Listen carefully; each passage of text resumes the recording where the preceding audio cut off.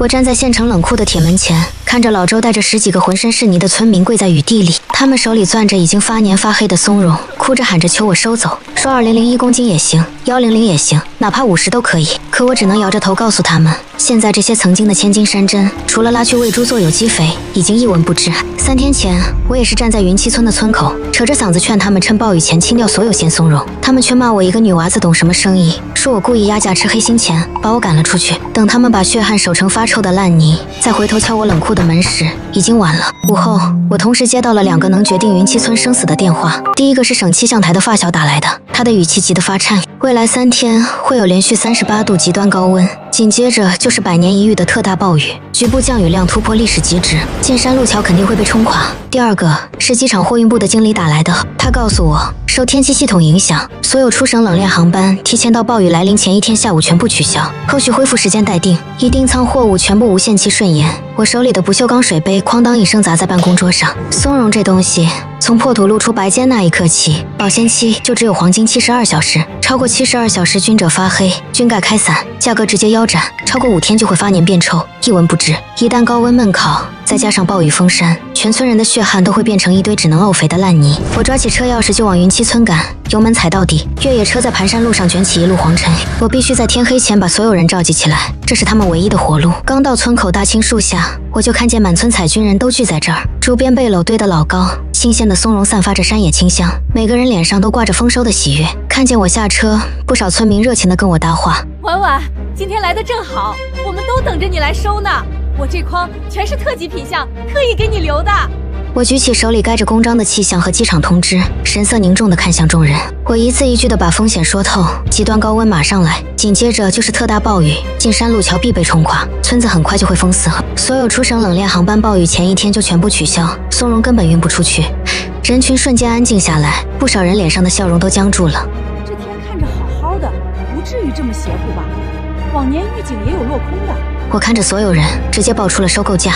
现在特级松茸320亿公斤，通货180亿公斤，现款现结，当场过磅结账。这是目前市场能给到的最高价，一旦道路封死，外运中断，价格只会断崖式下跌。鲜松茸只有72小时保鲜期，他们家里没有专业冷库，囤着用不了几天就全烂了。我再次劝他们别抱侥幸，天气和行情都不等人，现在趁着路还通，航班还没完全卡死，落袋为安才是最稳妥的。再拖下去，只会越亏越多。人群里依旧低声纠结，没人愿意第一个站出来出货。我看着他们犹豫的眼神，心里清楚，贪心已经开始在他们心里生根发芽了。就在这份凝重里，人群后方传来一道吊儿郎当的嘲讽声。我转头看去，是村里做直播的许哲，赵老根紧随其后站在他身边。许哲慢悠悠挤进人群，手里还晃着正在直播的手机，镜头扫过我手里的文件，引来评论区一片资本家压价的弹幕。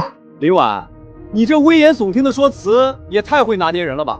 什么暴雨封山断航，都是夸大其词。他说山里天气多变，预警时有8、9不准，就算下雨，过2天路照样能通。说完，他举起手机把直播间售卖页面亮给全村人看。你们看，我直播间250克精品松茸卖128块，折算下来1公斤将近260块，供给高端会所价格还要翻番。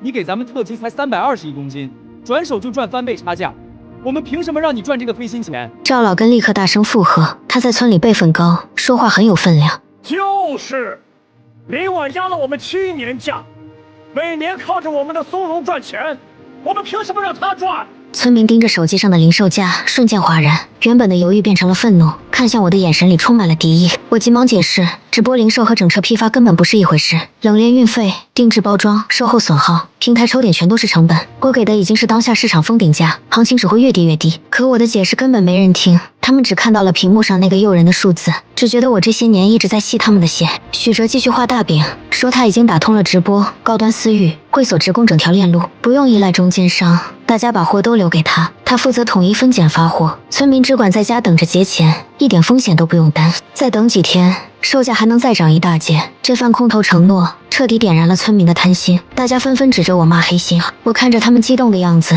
心里沉得像灌了铅。许哲见众人彻底被说动，更加笃定。我还联系了县城3家5星级酒店，对方答应有多少收多少，价格比林婉高1倍，跟着我干肯定比跟着他强。这番话彻底点燃了村民的贪心，大家纷纷跟着附和。难怪一直催我们出货，原来是怕我们卖高价，人家线上卖那么贵，你给的价却死死卡在那儿，摆明了拿捏我们。合作这么多年，没想到你赚我们这么多黑心钱。我看着眼前这群合作多年的乡亲，心里五味杂陈。做最后一次努力。酒店收货要求极严，你们没有资质，没有标准，没有冷链，他们根本不会收你们的货。天灾在即，根本赌不起后续涨价。可此刻的村民早已被暴富的幻想冲昏头脑，根本听不进半句劝。王胖子瞪了我一眼，吐了一口唾沫。另外，你别废话了，我们信阿哲和老根叔，不信你。你要是不想收，就赶紧滚，别耽误我们赚钱。张婶也在旁边煽风点火。就是一个女的能有什么本事？阿哲可是见过大世面的大学生。我缓缓收起手里的预警文件，神色平静。我该提醒的都说到了，信与不信全在你们自己。既然你们执意不愿趁窗口期出货，那我也不再勉强。我转身走向越野车，心里清楚，他们已经亲手把自己的生路堵死了。当天晚上，就有20多家把已经拉到我遇冷车间的松茸又搬了回去。我站在车间门口，看着他们把一筐筐带着露水的新鲜松茸搬上3轮车，他们脸上都带着得意的笑容，仿佛已经拿到了3801公斤的货款。有人路过我身边时，还故意把筐子晃得哗哗响，嘴里哼着小曲，像是在炫耀自己的明智。我一句话也没说。我的助理小陈急得团团转。婉姐，咱们就这么算了，这可是3000多公斤的货啊！他们要是真砸在手里，肯定还得回来找咱们。我看着远处村子里亮着的灯光，曲折的仓库就在村子中央，此刻灯火通明，隐约能听见里面传来的划拳声和笑声。我说算了，到这为止了。今天我给的是人情价，他们不要，以后就只有生意价，没有人情价了。我让小陈通知司机，把停在村口的4辆冷链车连夜开走。今晚12点之前还有人愿意卖的，还是这个价。过了12点，咱们彻底撤。我发动车子离开云栖村，再也没有回头。天空依旧是万里无云，连一丝风都没有。谁也不知道那场毁灭性的暴雨正在云层深处悄悄酝酿。我去。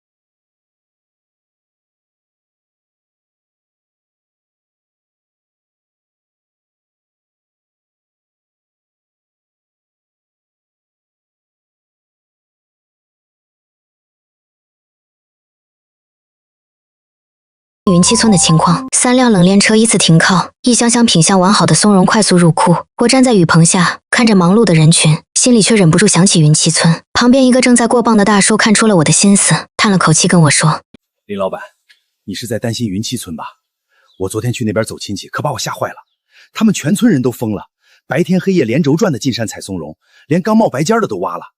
我劝了他们2句，结果被他们骂了一顿。”说我嫉妒他们能赚大钱。我心里咯噔一下，掏出手机翻出老周的号码，犹豫了很久，还是没有拨出去。我知道现在打过去只会被他们当成是幸灾乐祸。我们赶在天黑之前把所有收来的松茸发往了省城的预冷仓，现场一派安稳有序，人人脸上都是踏实的笑意，不停向我道谢。而此时的云栖村正彻底进入了热火朝天的状态。后来我听说许哲和赵老根正带着村民们刷泥挑拣松茸，临时搭起的雨棚里又闷又热，地上堆满了各种各样的松茸，大的、小的、开伞的、带重眼的，混杂在一起。老周看着外面毒辣的太阳，心里隐隐有些不安。他拿出手机想给我打个电话，犹豫了半天，还是放下了。他蹲在地上，摸着筐里新鲜的松茸，叹了口气，希望阿哲真的能卖个好价钱吧。第二天一早，太阳比昨天更毒，气温飙升到38度，空气里没有一丝风，热得像个蒸笼。人站在外面不到5分钟，衣服就会被汗水湿透。后来我听说许哲租了一辆破旧的厢式货车，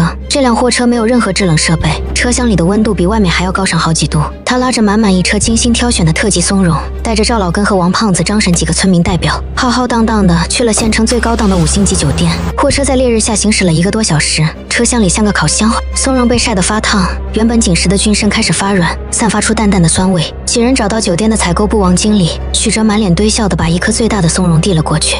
王经理您好，我们是高黎公山云栖村的，这是我们刚采的野生特级松茸，品相绝对一流，给您按550一公斤，比市场价便宜不少。您看看能不能长期合作？王经理拿起那颗松茸，用手指轻轻捏了捏，又放在鼻子底下闻了闻，他的眉头立刻皱了起来。他没有理会许哲，径直走到货车后面，掀开了车厢的帆布，一股混杂着酸味或泥土味的热气扑面而来。王经理下意识地捂住了鼻子。王经理摇了摇头，语气里满是失望和不满。你们这货我们不能收，你们不能开发票，我们酒店没法入账报销，而且没有统一规范的分级标准。这些松茸大小不一，品相混杂，更何况你们连最基本的冷链运输都没有，这才拉了1个多小时，松茸就已经发软了。赵老根急忙上前陪着笑脸说：王经理，发票我们可以想办法找别人代开，分级我们现在就能分，您少收点也行啊，我们拉回去也不好保存。王经理摆了摆手，语气坚决：不行，这是酒店的硬性规定，谁也不能改。没有资质，没有标准，没有冷链，再好的松茸我们也不能收。你们还是找别的渠道吧。几人不死心，又跑了县城另外3家规模较大的酒店和高端餐厅，结果全都一样。每家酒店的采购经理看到他们拉来的货，都连连摇头，说他们的松茸质量太差，根本不符合要求。中午，几人坐在货车的阴凉处，啃着干硬的馒头，一个个垂头丧气。车厢里的松茸散发出的酸味越来越浓，几只苍蝇围着嗡嗡打转。许哲把馒头狠狠扔在地上，烦躁地踢了一脚轮胎。怎么办？酒店都不要，我们怎么跟村里的人交代？他们都等着卖高价。赵老根眼珠一转，突然眼前一亮。怕什么？酒店不要，我们搞直播卖。现在直播带货火得很，肯定能卖出去。许哲眼睛一亮，像是抓住了救命稻草。对，直播卖，我们赶紧回去准备。他们不知道，这场看似救命的直播，只会把他们推向更深的深渊。许哲家的院子里，临时搭起了简易直播台，2盏刺眼的补光灯，一部架在支架上的手机，几摞从批发市场买来的廉价礼盒，堆得满地都是。天刚蒙蒙亮，村民们就家家户户搬出珍藏的特级松茸。他们蹲在院子里细心刷泥，挑拣分级。说是分级，其实就是把看起来稍微大一点、完整一点的挑出来当样品，剩下的小的、开散的、有重眼的，都堆在院子的角落里，等着打包的时候混进去。他们满心满眼都是赚大钱的期待。王婶甚至提前算了一笔账，盘算着卖完松茸就给家里添台新冰箱，给孙子交学费。许哲对着镜头反复演练话术，时不时调整补光灯的角度。赵老根在一旁帮忙整理样品，时不时给许哲递个眼神，两人低声商量着什么。许哲看着院子里堆积如山的松茸，眼里闪烁着野心的光芒。他觉得自己终于抓住了一个翻身的机会，再也不用被我这样的收购商拿捏。他要带着全村人走出一条不一样的致富路，只是他不知道，这条路的尽头不是金山银山，而是万丈深渊。正午的日头毒辣的吓人，院子里的松茸在高温下裸露暴晒，连一丝遮阴的地方都没有。村里几个年长的老人蹲在边上，摸着发干发蔫的松茸，越看越心慌。刘大爷是村里一辈子靠山吃山的老采军人，摸了几十年松茸，一眼就看出了不对劲。他拉住身边几个老街坊，压低声音叹气：松茸最怕暴晒，离了低温阴凉，撑不过3天必坏。林婉那丫头做了7年收购，从来没骗过咱们。这次狱警说的那么急，肯定不是空穴来风。许哲一个年轻人，懂什么山货行情？就靠着网上几句花言巧语，你们真敢把身家性命赌上去？有村民被说动了，心里开始打退堂鼓，悄悄凑到老周身边。周叔，要不咱们还是听林婉的吧，趁现在路还通，把能卖的先卖掉，落袋为安才踏实。万一真下暴雨封山，咱们这一夏天的辛苦就全打水漂了。老周心里本就七上八下，被这么一说，更是纠结的厉害。他一边看着院子里堆积如山的松茸，一边想起我昨天苦口婆心的劝说，忍不住叹了口气，掏出手机又想给我打电话，可刚要拨号，就被巡视过来的赵老根撞了个正着。赵老根一眼就看穿了老周的心思，立刻拔高声音阴阳怪气起来：老周，你这是要给谁打电话？难不成还想偷偷联系林婉，自己偷偷把货卖掉？咱们全村都绑在一条船上了，你要是敢拆台，就是对不起全村人的血汗钱。这话一出，周围观望的村民瞬间看了过来，眼神里带着猜忌和不满。就是啊，周叔，大家都信阿哲，就你天天胡思乱想，都已经决定好走直播和会所渠道了，现在反悔，不是白白便宜林婉那个中间商，他就是想趁我们慌神儿，低价收走我们的好松茸，赚黑心茶价。众人你一言我一语的指责，把老周堵得哑口无言。他性格老实懦弱，最怕被村里人背后议论，只能默默收起手机，把满心的担忧硬生生憋了回去。刘大爷看不下去，站出来替老周说话：你们别逼着老周，天灾不等人，松茸放不住，不是赌气的时候，做人要认行情，不能被贪心冲昏头脑。可他的话根本没人听。许哲适时走了过来，对着众人画起更大的饼。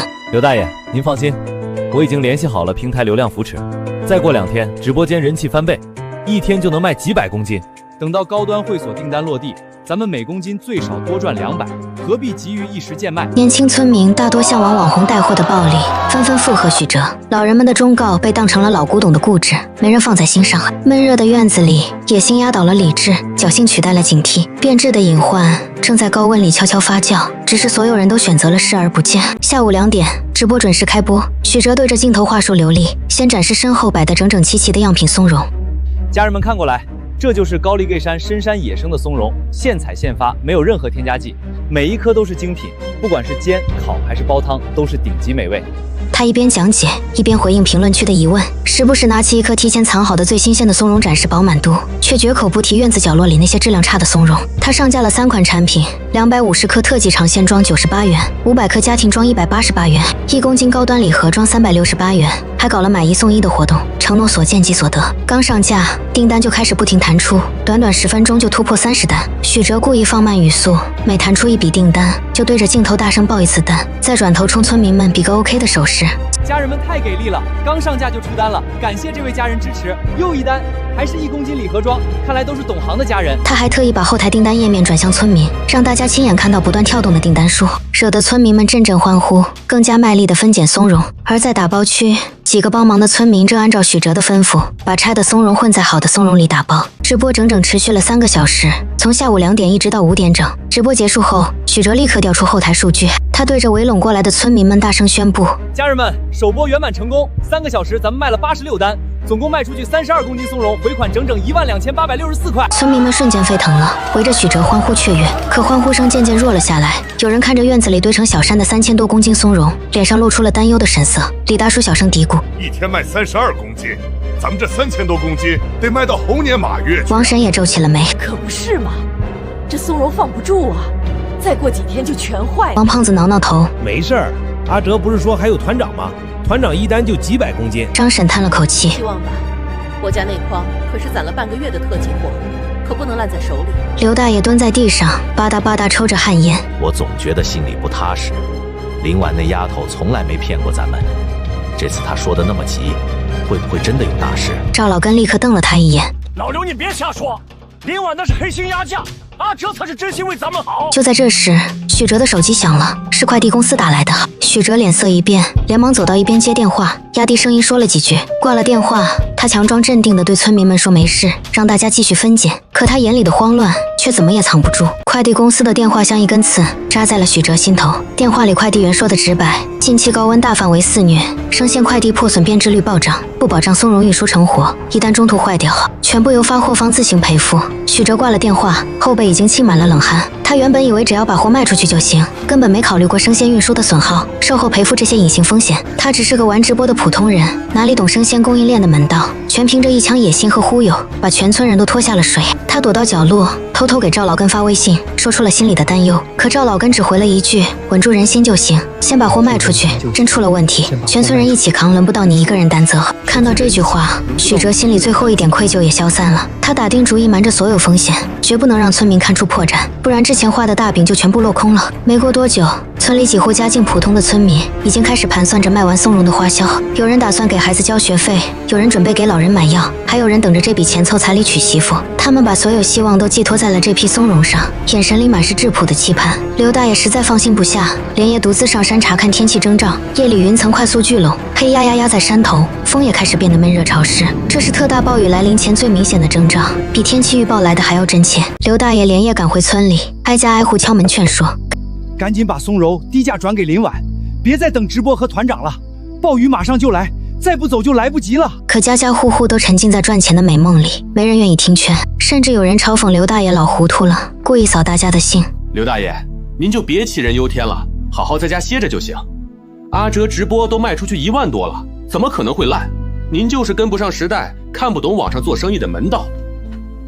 刘大爷跑了大半夜，嘴都说干了，却没有一户人家愿意回头。他站在村口大青树下，看着许哲家灯火通明的院子，无奈地摇了摇头，长长叹了一口气。天意难违，人心更难劝。贪心一旦生根，谁也拉不回来，只能等着撞得头破血流，才肯幡然醒悟。而另一边，我在隔壁村子清点完所有收获，看着手机上推送的气象实时云图，云层已经快速向云栖村方向聚拢。小陈看着我忧心忡忡的样子，忍不住再次劝说：“欢姐，要不我们再给云栖村群发一条短信提醒一下吧？好歹合作这么多年了，不能眼睁睁看着他们血本无归。”我沉默良久，最终还是摇了摇头，提醒我已经给过无数次，机会也一次次摆在他们面前。人心固执，贪心难改，有些教训必须亲身经历才能记一辈子。旁人再怎么好心劝说，也抵不过他们心里那点不切实际的抱负幻想。我转头吩咐小陈，把所有冷链车辆全部检修待命，赶在暴雨封山前把收获全部发走。至于云栖村，只能听天由命了。许哲脸上的笑容僵了一下，连忙安抚村民：“大家别担心，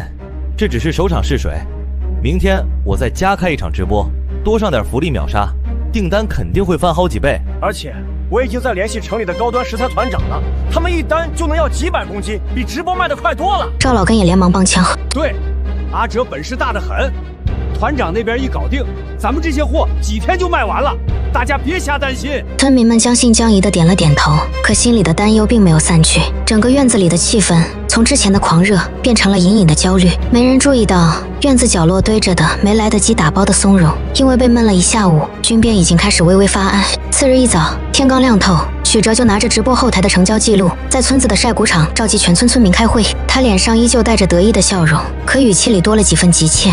昨天咱们首播大获成功，今天上午我再加开一场直播，肯定能卖更多。而且我已经和2个城里的高端团长搭上话了，他们对咱们的松茸很感兴趣，只要样品合格，马上就能下大订单。村民们听了这话，悬着的心稍稍放下了一些，可还是有人忍不住问：“团长什么时候能下单？这么多货再放几天就坏了。”许哲拍着胸脯保证，最多3天，团长肯定下单。就在这时，老周的手机响了，是我打来的。老周走到角落接起电话，我的声音从听筒里传来：“老周，听我一句劝，现在赶紧把松茸拉到我冷空来。高温已经让松茸开始变质了，暴雨随时可能来。我给220一公斤，这是我能给的最后的高价了。过了今天我就不收了。”老周看了看周围兴奋的村民，又看了看院子里堆成山的松茸，他压低声音说：“婉婉，我知道你是好心，但大家都等着阿哲的团长订单呢。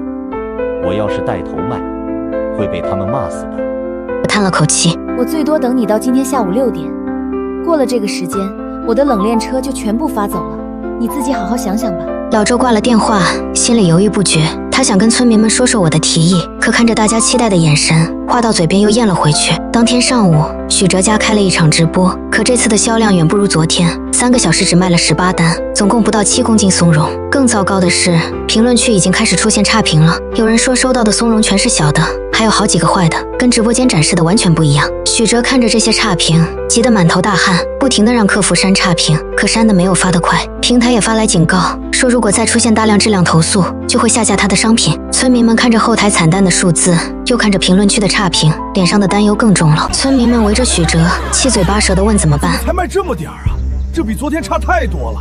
还有人说我们的松茸不好，这可怎么办啊？完了完了，再这样下去，松茸真的要烂了。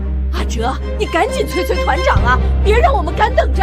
许哲也急了，对着镜头拼命喊福利，甚至把价格降到了250克88元，可订单还是寥寥无几。直播结束后，许哲擦了擦额头上的汗，强装镇定：“大家别慌，直播本来就有波动，我现在就去联系团长，催他们赶紧下单。”说完，他拿着手机躲进了屋里，不停地给各个团长发消息、打电话。可大部分团长一听说他的松茸质量参差不齐，都直接拒绝了，说怕砸了自己的招牌。下午6点，我的助理给老周打了个电话，问他考虑的怎么样了。老周看着院子里焦虑的村民，又看着自己筐里那些已经开始发黏的松茸，摇了摇头。他声音沙哑地说：“算了，你们走吧。”挂了电话，老周蹲在地上，抱着头，一言不发。他知道自己错过了最后的机会。许哲在屋里打了一下午的电话，终于有一个张团长愿意先看样品。他喜出望外，连忙跑出来告诉村民们这个好消息。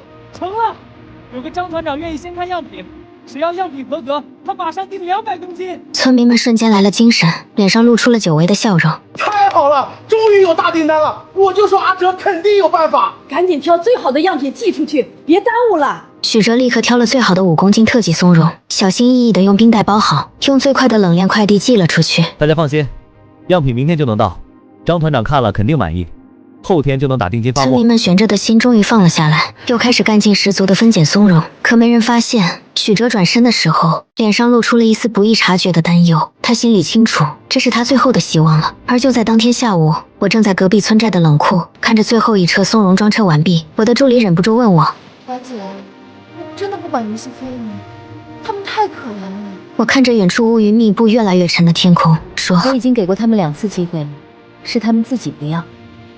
有些路必须自己走了才知道错，有些教训必须自己经历了才会记住。”次日一早，村民们早早的就来到了许哲家的院子里，等着团长的消息。许哲也不停地刷着手机，查看快递物流信息。上午10点，快递显示样品已经签收。许哲立刻给张团长打了电话，语气恭敬：“张团长，样品您收到了吧？您看怎么样？什么时候能下订单啊？”电话那头的张团长语气平淡：“样品我看了，品相还可以，不过我得跟我的客户确认一下，明天给你拿货。”许哲连忙点头：“好的，好的。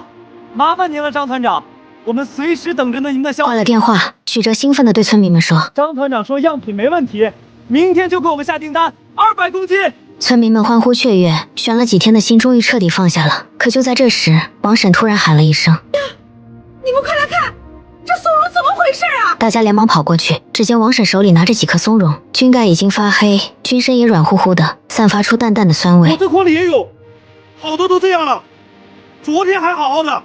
我这筐也是，一摸一手黏，这可怎么办啊？完了完了，我家那筐大半都软了，这可是我给我儿子攒的娶媳妇钱啊！看着越来越多变质的松茸，村民们彻底慌了。村民们乱作一团，七嘴八舌的喊着怎么办？怎么办啊？这么多松茸都坏了！要是团长明天看到货都这样了，肯定不会要了。赶紧挑啊，把坏的都挑出来，能救多少是多少。挑什么挑？刚挑完一筐，另一筐又坏了，根本挑不完。王婶说着就掏出手机想给我打电话，可刚拨出去就被赵老根一把抢了过来。你疯了！现在给林婉打电话，不是打我们自己的脸吗？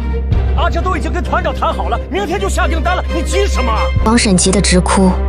切掉也不行啊，都软了，客户一吃就吃出来了。许哲看着满地发黑的松茸，心里也慌了神。他强装镇定地说：“大家别慌，赶紧把坏的挑出来，把好的松茸摊开晾着。团长只要200公斤，咱们挑最好的出来，肯定够。”村民们连忙行动起来，蹲在地上挑拣松茸，把坏的扔在一边。可变质的速度太快了，仅仅1个上午就挑出来近100公斤变质的松茸。看着堆在角落的烂松茸，村民们的心都在滴血。这可都是他们起早贪黑从深山里采回来的血汗钱啊！老周看着眼前的一切，老泪纵横。他掏出手机，翻出我最后发给他的那条短信，手不停地颤抖。就在村民们焦头烂额挑拣松茸的时候，村口突然传来了汽车的喇叭声，一辆白色的小货车开了进来，车上下来一个皮肤黝黑的中年男人。有人卖松茸吗？我是外地来的收购商，收新鲜松茸。村民们瞬间眼睛都亮了，纷纷围了上去。多少钱1公斤？特级的200一公斤，供货120，现款现结。中年男人说着就蹲下来，拿起一颗松茸看了看，可他刚拿起一颗就皱起了眉头，又翻了翻旁边的筐子，脸色越来越难看。这货不行啊，好多都软了，还有发黑的。这样的货我不能按200收，最多给51公斤，而且只收最好的特级，通货不要。村民们瞬间站了过。什么？51公斤，这也太黑了！赵老根立刻站出来说：“不能卖！团长明天就给200公斤的订单，价格比这个高多了。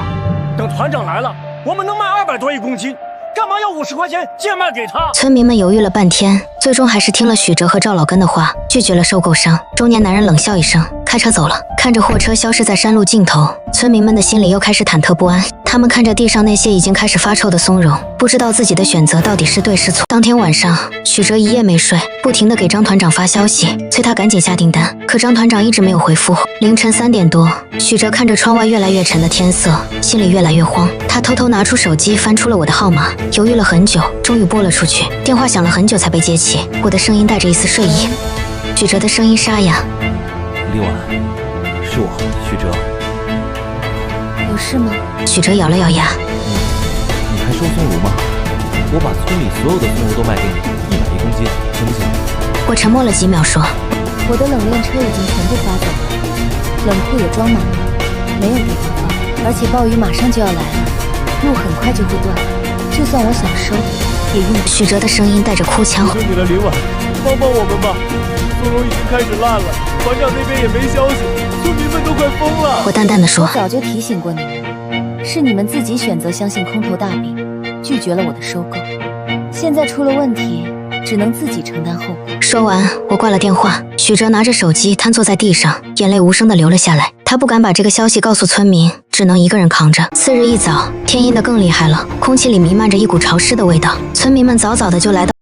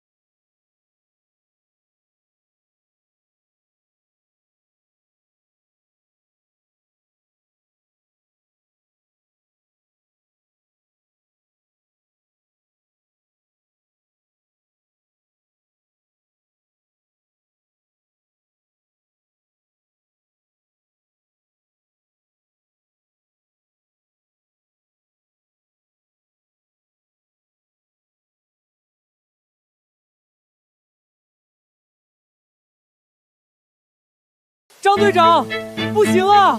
我们都把货准备好了，就等你下单了。许哲急得大喊。张团长冷冷地说：“那是你的事，跟我没关系。再说了，这么大的雨，路都断了，你也运不出来。这样吧，以后有机会再合作。”说完，张团长就挂了电话，再也打不通了。许哲手里的手机啪的一声掉在地上，他瘫坐在泥水里，眼神空洞。就在这时，又一个不幸的消息传来，快递公司打来电话，说之前发出去的几十单直播货，因为路上遇到高温，大部分都变质了，客户纷纷申请退款，还要投诉赔偿。许先生，现在平台已经扣了我们的保证金，我们要求你赔偿我们的损失，一共5000块。村民们听到这2个消息，瞬间炸开了锅。王婶一屁股坐在泥水里，嚎啕大哭。我的钱啊！我自己的学费啊！李大叔气得把手里的松茸筐狠狠摔在地上。都怪我贪心。刘大爷蹲在地上，不停地抽自己耳光。我当初要是听林婉的话就好了。大家纷纷转头看向许哲和赵老根，眼神里满是绝望和愤怒。村民们把许哲和赵老根围在中间，愤怒地质问他们：“哲，你不是说团长肯定要货吗？现在怎么说不要就不要了？还有那些退款赔偿，凭什么要我们承担？”赵老根，你不是说阿哲本事大吗？现在怎么办啊？许哲被村民们围在中间，脸色惨白，一句话也说不出来。赵老根也慌了神，看着满院子泡在水里的松茸，急得直跺脚。混乱中，他突然指着许哲骂道：“都怪你，都是你这个小兔崽子害了大家。当初要不是你撺掇大家搞什么直播，我们早就把松茸卖给林婉了，也不会落到今天这个下场。”许哲猛地抬起头，眼睛里布满血丝，像一头失控的野兽。怪我？当初是谁跟我说林婉肯定会心软回来收松茸？是谁说要把所有烂松茸都塞给他，让他当冤大头？是谁说等赚了钱，我们俩五五分账？这番话像一颗炸雷，在村民们中间炸开了锅，全场瞬间安静下来，只剩下哗哗的雨声。村民们都愣住了，不敢相信自己的耳朵。王婶颤声问道：“老根叔，阿哲说的是真的？”赵老根脸色大变，急忙辩解：“没有，他胡说八道，是他自己想赚钱，拉着大家一起干的，跟我没关系。我胡说八道。许哲冷笑一声，掏出手机，翻出了他和赵老根的聊天记录。大家看，这是我们的聊天记录，所有的计划都是他一手策划的。村民们凑过去一看，聊天记录里清清楚楚地写着赵老根的所有阴谋，从撺掇许哲搞直播，到骗村民说酒店收获，再到打算把烂松茸塞给我，每一条都写得明明白白。就在这时，王婶突然喊道：“你们看，赵老根家的柴房里藏了一筐松茸！”大家转头一看，只见赵老根家的柴房门口露出了半个松茸筐。几个村民跑过去，把柴房的门打开，里面果然藏着一筐最好的特级松茸，用塑料布盖得严严实实，一点都没被雨淋到。好啊，赵老根，你竟然偷偷藏了一筐好的松茸！你早就知道松茸会烂，所以自己先藏了一筐。真相大白，村民们彻底愤怒了。村民们冲上去，对着许哲和赵老根又打又骂。混乱中，有人不小心碰倒了更多的松茸筐，更多的松茸泡在了水里。大家这才反应过来，赶紧去抢救松茸，可已经晚了。经过38度高温的连续焖烤，再加上暴雨的浸泡，松茸的变质速度快得惊人。仅仅几个小时，大部分松茸就开始发黏、发黑，散发出刺鼻的酸味。老周看着眼前的一切，瘫坐在泥水里，嚎啕大哭。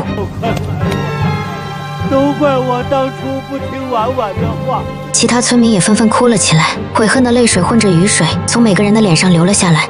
我真傻呀，竟然信了他们的鬼话，现在怎么办啊？我们全家1年的收入都没了。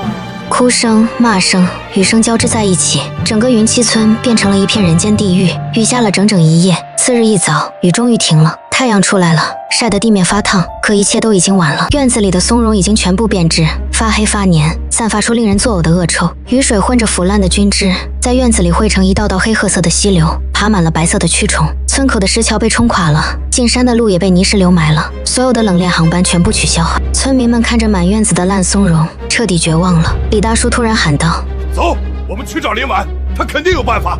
他做了7年收购生意，肯定能把这些松茸处理掉。”对，去找林婉，他人好，肯定不会不管我们的。我们把许哲和赵老根也带上，让他们给林婉认错。村民们7手8脚地把许哲和赵老根绑了起来，然后各自背着家里还没完全泡烂的松茸，沿着被冲毁的山路，深一脚浅一脚地往隔壁村走去。山路泥泞不堪，到处都是塌方或泥石流，有人摔了跤，身上沾满了泥，可还是紧紧地抱着怀里的松茸筐，这是他们最后的希望。走了整整3个小时，他们终于来到了我的冷库。我刚从省城回来，正在和工人盘点库存，远远的我就看见一群浑身是泥的村民朝冷库走来。看到我，村民们立刻停下脚步，一个个低着头不敢看我。老周走上前，扑通一声跪在了地上。婉婉，我们错了。其他村民也跟着跪了下来。婉婉，对不起，我们不该不听你的话，不该被他们骗了，你就原谅我们这一次吧，帮帮我们。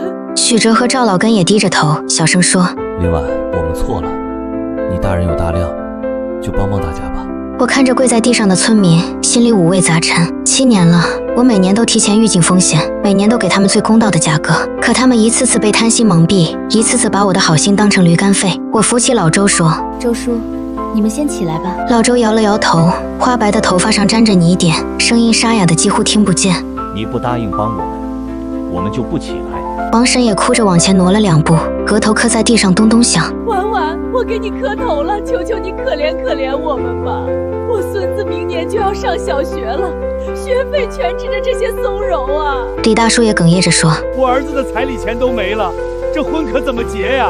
我看着他们一张张布满泪痕和绝望的脸，心里像被针扎一样疼。可我知道我不能心软，我轻轻叹了口气，一字一句地说：“我早就提醒过你们，今天不卖，明天喂猪。当初我冒着高温赶去村里，给你们321公斤的价格，你们不要。我让冷链车等到晚上12点，你们把已经拉到我车间的松茸又搬了回去。我给老周打电话，出221公斤的最后价格，他拒绝了。我最后发短信提醒你们，松茸要坏了，暴雨要来了，你们还是不当回事。昨天许哲110公斤求我收，我也拒绝了。我已经给过你们机会了，是你们自己一次都不要，是你们亲手掐灭了所有生路。老周哭得更凶了，抓着我的裤腿不放。婉婉，我们知道错了，真的知道错了，多少钱都行，50亿公斤，20亿公斤，哪怕5块钱1公斤也行。总比全部烂掉强啊！我摇了摇头，抽回自己的裤腿。不是我狠心，是真的没办法。我的所有冷链车都已经发往省城了，冷库也装满了，再也装不下任何东西。而且你们的松茸大部分已经被雨水泡过，彻底变质了。就算我收了，也卖不出去，只能烂在我手里。我做的是生意，不是慈善。说完，我转身走向冷库，推开了沉重的铁门。铁门关上的那一刻，我听见外面传来撕心裂肺的哭声。我靠在冰冷的铁门上，轻轻闭上了眼睛。外面的哭声持续了很久，才渐渐远去。